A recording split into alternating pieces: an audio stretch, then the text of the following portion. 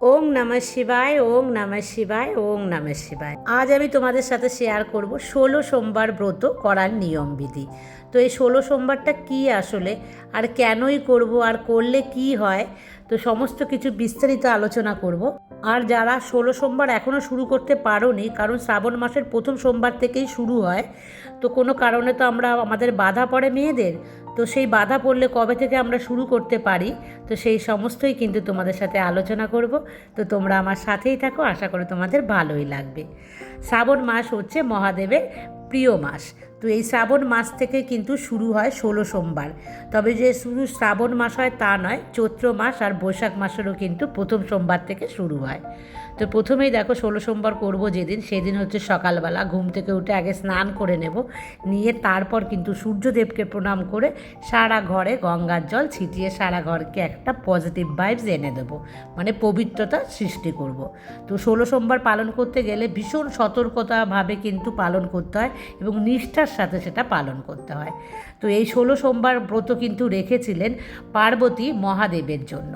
যেহেতু চৈত্র মাস আর বৈশাখ মাসের প্রথম সোমবার থেকে করা যায়, কিন্তু শ্রাবণ মাসের মানে প্রথম সোমবার থেকে যদি আমরা করি এই 16 সোমবার, সবচাইতে কিন্তু আশা করা যায় যে ফল ভালো পাওয়া যায়।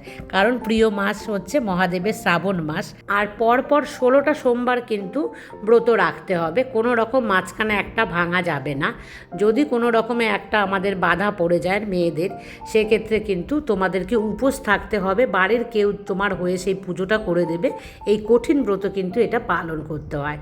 আর এই ব্রত পালনের সময় একটা মনস্কামনা থাকে, তোমাদের যেই রকমই হোক না কেন, মানে কোনো বাধা বিঘ্ন কোনো বিষয়ে থাকলে সেই বিষয়টার উপরই তোমরা কিন্তু একদম মানে মনকে স্থির করে সেই 16টা সোমবার করবে। তোমাদের অবশ্যই যে কাজের জন্য তোমরা এই ব্রত রাখবে সেই কাজ কিন্তু অবশ্যই পালন হবে।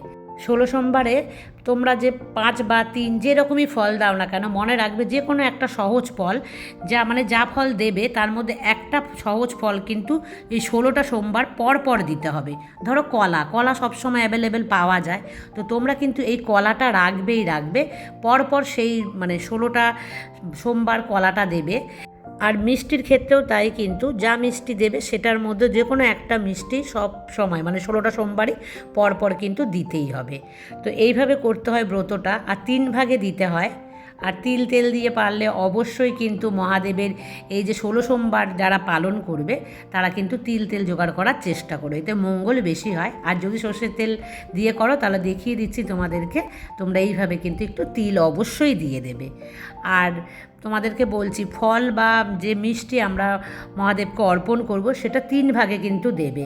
1 ভাগ থাকবে তোমার জন্য, আর 1 ভাগ থাকবে বাড়ির অন্য সদস্যর জন্য, আর 1 ভাগ থাকবে কোনো অনাথ ভিখারি বা বাইরের কোনো দুস্থ মানুষের জন্য।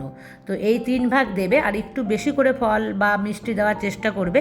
যেই ভোগটা মানে তোমরা দেবে ভগবানকে সেটাই কিন্তু একবার খেতে হবে। মানে সন্ধে যখন পুজোটা হয়ে যাবে, শ্রাবণ মাসে সন্ধেবেলা পুজো করতে হয় কিন্তু, এটাই নিয়ম। তো তারপর ওই 1 ভাগ প্রসাদ তুমি মানে যতটা নেবে, মানে একটু বেশি করে নেবে, সেটাতে যাতে তোমার পেট ভরে। আর 2 ভাগ যে প্রসাদ থাকবে সেই প্রসাদ কিন্তু তুমি আর নিতে পারবে না। ধরো যেরকম 3টে কলা নিলে, 3টে শশা নিলে, 3টে আপেল নিলে, তার মধ্যে তুমি একটা একটা করে নেবে। আর না হলে তুমি হয়তো 6টা কলা দিলে, তাহলে 2টো তোমার জন্য রাখবে, আর 4টে তুমি 2 ভাগ আলাদা করে রাখবে। তোমাদেরকে বোঝাতে পারলাম? এইভাবে কিন্তু তোমরা করবে। আর এই ব্রতর কিন্তু আগের দিন অবশ্যই নিরামিষ খেতে হবে, যাকে সংযম বলে।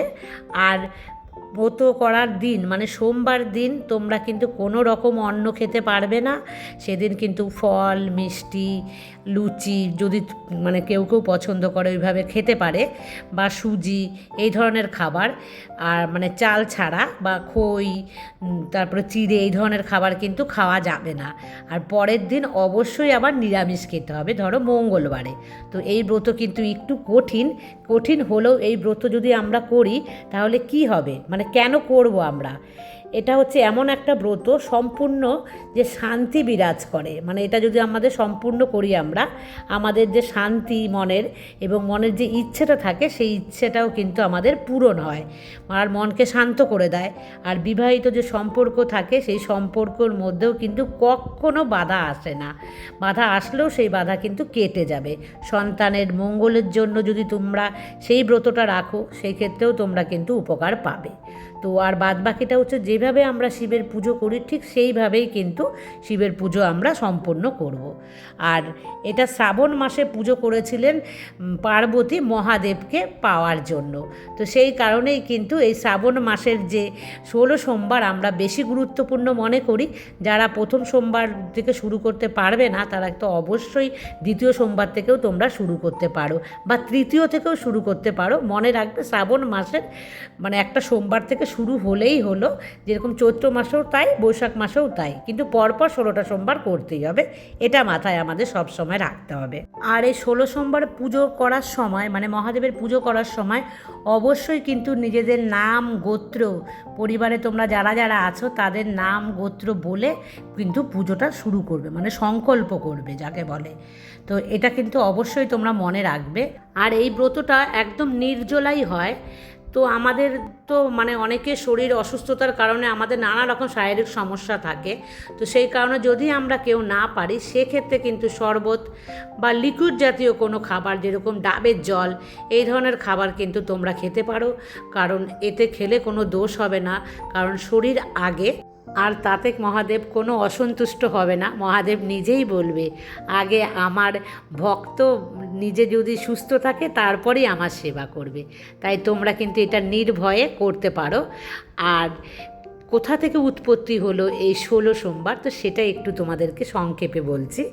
স্বর্গলোক থেকে মহাদেব আর পার্বতী কিন্তু মর্ত্যলোকে এসেছিল। তো মর্তে আসার পর ওখানে এক মন্দিরে ওখানে দেখতে পেয়েছিল যে মহাদেবের পুজো হচ্ছে। তো সেখানেই কিন্তু মহাদেব আর পার্বতী বেশ কিছুদিন ওখানে ছিল। আর থাকাকালীন মহাদেব আর পার্বতী পাশা খেলা করছিল। তো দুজনার পাশা খেলাতে ওখানে যে মন্দিরের পূজারী ছিল, তো তাকে কিন্তু জিজ্ঞাসা করা হয়েছিল যে বলা হয়েছিল কে জিতবে, পার্বতী জিতবে না কি মহাদেব জিতবে। তখন কিন্তু সেই পুরোহিত বলেছিল যে মহাদেব জিতবে। কিন্তু দুজনার পাশা খেলার পর মহাদেব কিন্তু জেতেননি, পার্বতী জিতেছিলেন। তো পার্বতী একটু রুষ্ট হয়েছিলেন, আর সেই রুষ্ট হয়ে কিন্তু সেই পূজারীকে তিনি অভিশাপ দিয়েছিলেন যে কুষ্ঠরোগ তার হবে। তো তারপর ওনারা মর্ত্যলোক ছেড়ে আমাদের মহাদেব আর পার্বতী চলে গেলেন স্বর্গলোকে। আর সেই পূজারী কিন্তু কুষ্ঠরোগে আক্রান্ত হলেন। তো স্বর্গলোক থেকে অপ্সরারা এসেছিলেন, এসে দেখেছিলেন যে ওই পূজারীর কুষ্ঠরোগ হয়েছে। তো তারা জানতে চায় যে কি হয়েছে, কেন হয়েছে। তখন কিন্তু সেই পূজারী বলেছিলেন যে পার্বতীর অভিশাপে আমার এটা হয়েছে। তখন তারা বলেছিলেন যে যদি তুমি 16 সোমবার করো তাহলেই তুমি এই বিপদ থেকে মুক্তি লাভ হবে, মানে এই রোগ থেকে তোমার মুক্তি লাভ হবে।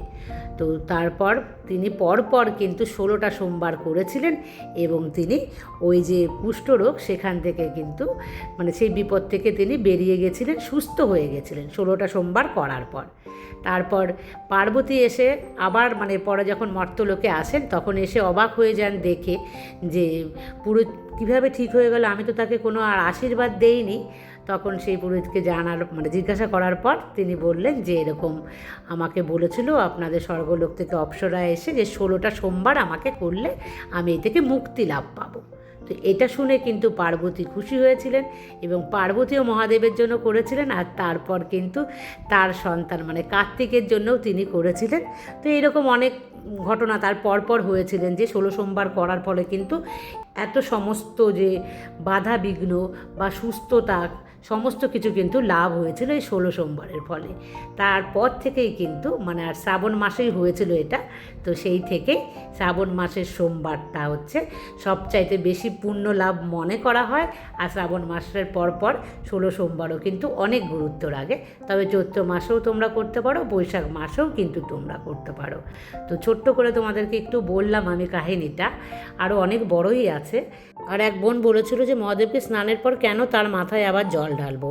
অবশ্যই আমরা সবাই জল ঢালবো নিজেদের মনস্কামনার জন্য, মহাদেবকে কিন্তু আমরা জল অর্পণ করব। আর 16 সোমবারের প্রত্যেকটা সোমবারে আমরা কি অর্পণ করতে পারবো তার মধ্যে বিশেষ করে 4টে সপ্তাহ আমরা কিন্তু প্রথম সপ্তাহতেই জপ আমরা অর্পণ করব। জব আগে ভালো করে ধুয়ে শুকিয়ে নেবে। এই জব যদি আমরা অর্পণ করি, আমাদের যে দুর্ভাগ্য কষ্ট সেখান থেকে কিন্তু আমরা মুক্তি লাভ করব। তারপরের সপ্তাহে মানে পরের সোমবারে তোমরা কালো তিল কিংবা সাদা তিলও তোমরা দিতে পারো। এতে পাপ মোচন আর রোগ থেকে কিন্তু আমরা মুক্তি লাভ করব। তাই তোমরা অবশ্যই কিন্তু মানে এক মুঠো মানে এক হাতে একবারই কিন্তু তোমরা দেবে, 2-3বার করে কিন্তু তার মাথায় অর্পণ করবে না। সেইটা একবার নেওয়াতে অল্পই হোক তাই কিন্তু তোমরা দেবে। তারপরের সপ্তাহে দেবে তোমরা হচ্ছে সবুজ মুখ কিংবা তোমরা দিতে পারো কালো মুখ। আর এই সবুজ মুখ অর্পণ করলে সুখ শান্তি ও মানসিক যে প্রশস্তি সেটা কিন্তু আমরা লাভ করি। আর চতুর্থ সপ্তাহে আমরা গম অর্পণ করব। আর এই গম যদি আমরা অর্পণ করি আমাদের সন্তান লাভ এবং বংশ বৃদ্ধি হয়। আর এই গমকেও খুব ভালোভাবে ধুয়ে শুকিয়ে তোমরা কোনো একটা কৌটোর মধ্যে রেখে দেবে। তো এটা কিন্তু চতুর্থ সপ্তাহে আমরা অর্পণ করব মহাদেবের মাথায়।